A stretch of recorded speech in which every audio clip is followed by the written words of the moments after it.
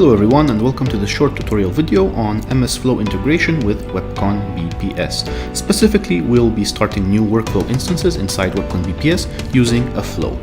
So our scenario is as follows.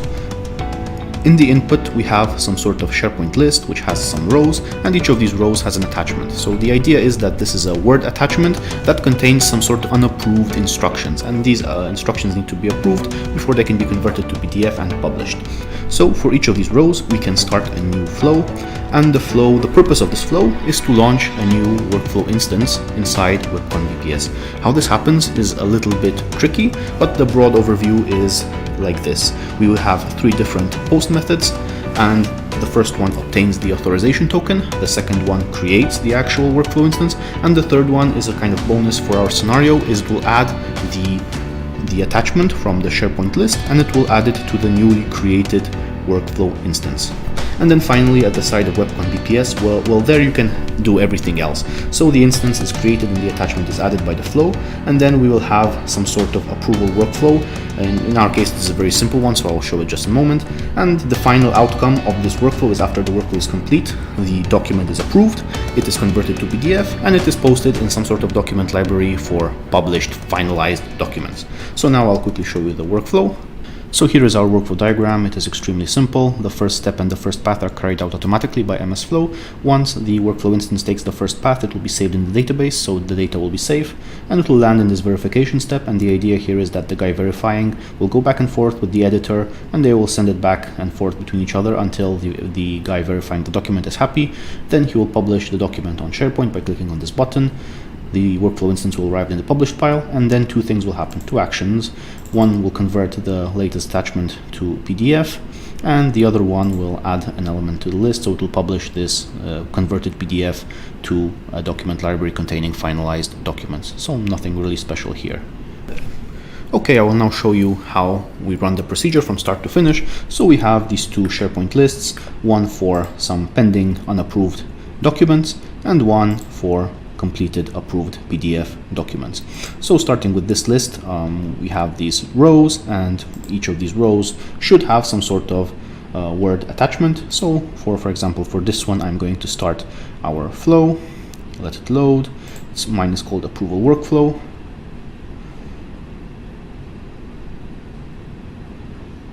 And let's run the flow, and it said it's completed. So now let's find my instruction approval workflow, and hopefully it will arrive in my task soon. There it is. So this is the form that I created. So there are some fields for some back and forth between the guy verifying, and then there is also a field for the editor, and I also have a checklist of different things that I can check for in the document. Here is the attachment that was added from the SharePoint list, and I can ask for corrections, discard it, or publish it to SharePoint, which is what I'm going to do. And if this works successfully, the document should appear here once I refresh. Oh, I didn't even need to refresh, it appeared automatically. Okay, great. So my new PDF document arrived here. So it means that the workflow and everything else worked correctly. All right, now let's get to the actual interesting part. So first of all, we have our approval workflow MS Flow. First, we need to specify what triggers this flow to take place. In our case, it will be from the context menu of an item on the SharePoint list. Then we can get the attachment from the SharePoint list row, and to do that we provide the ID of the item that we selected on the SharePoint list from the previous step. And then once we have the attachment based on the ID, well, then we can then, for each attachment applied to each, we can then extract the body from this attachment, and further we can then get the file content from this body using this file path absolute URI. Alright, now we can finally get to our first post method, the purpose of which is to get an authorization token. So to know what to fill out into this field, we can consult our online API documentation, which can be found if you go to your portal page and after the slash type in API/API, and this will take you to the Swagger page. So that we need the first post method on the top here, and we need three things from it. First of all, of course, we want the suffix API/login. We also want the parameter content type, in our case this application /JSON, and we also want the body. The most important part of the body is the client ID and the client secret. How to get this? Well, that's a little bit complicated. Well, not really, but go to your admin panel.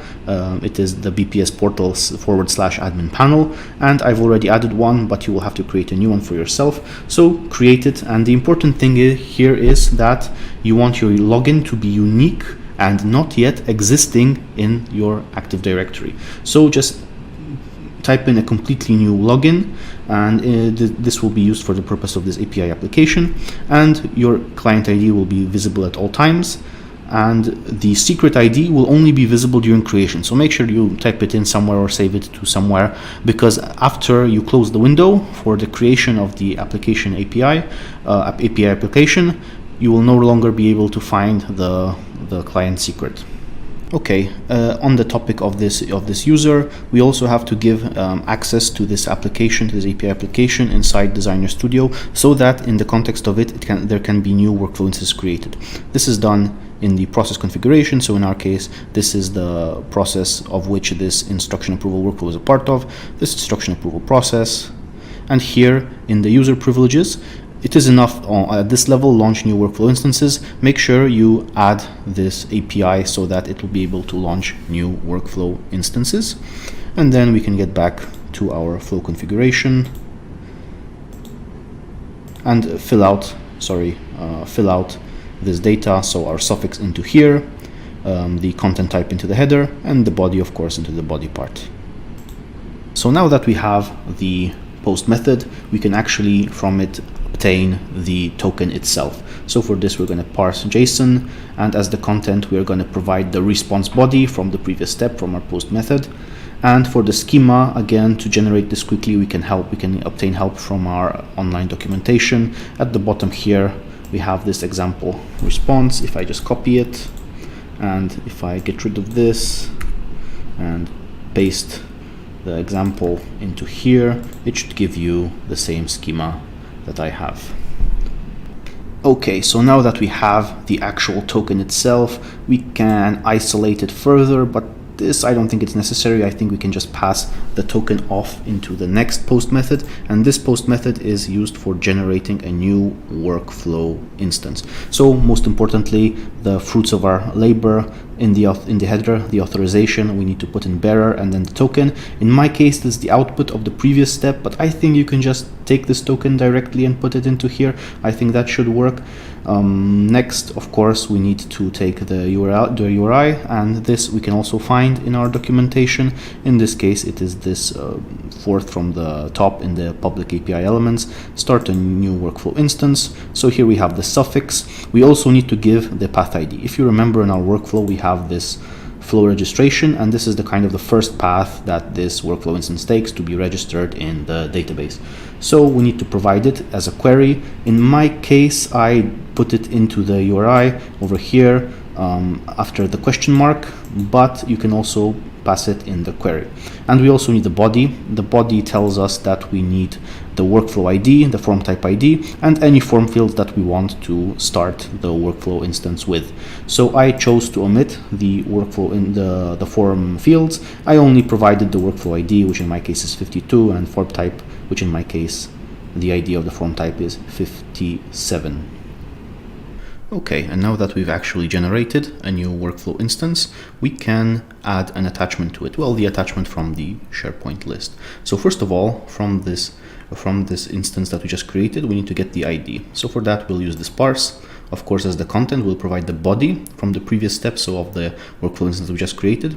And from that, using this schema, which can be generated again using the sample response in the documentation, we will be able to get the ID.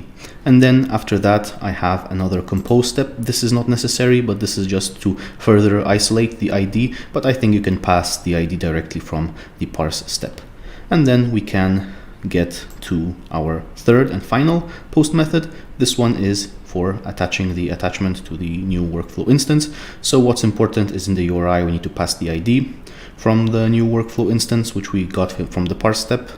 And then also in the header, we have to pass the bearer token again. So the token that we got a few steps back in the previous parse step. And I have it, the output of the compose step. So again, just the ID from the previous steps, and then again, the authentication, the authorization token.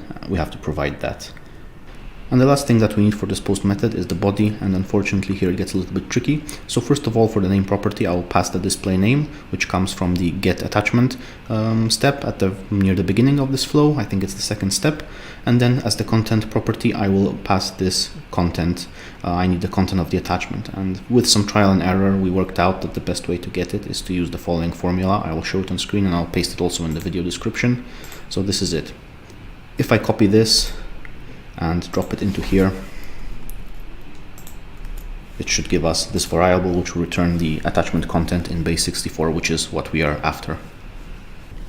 And with those three post methods, we are able to get an authorization token, we are able to start a new workflow instance inside WEBCON BPS, and finally we are able to add the attachment from the SharePoint list element to the newly created workflow instance. Alright, that's it for today. Thank you for watching and see you around.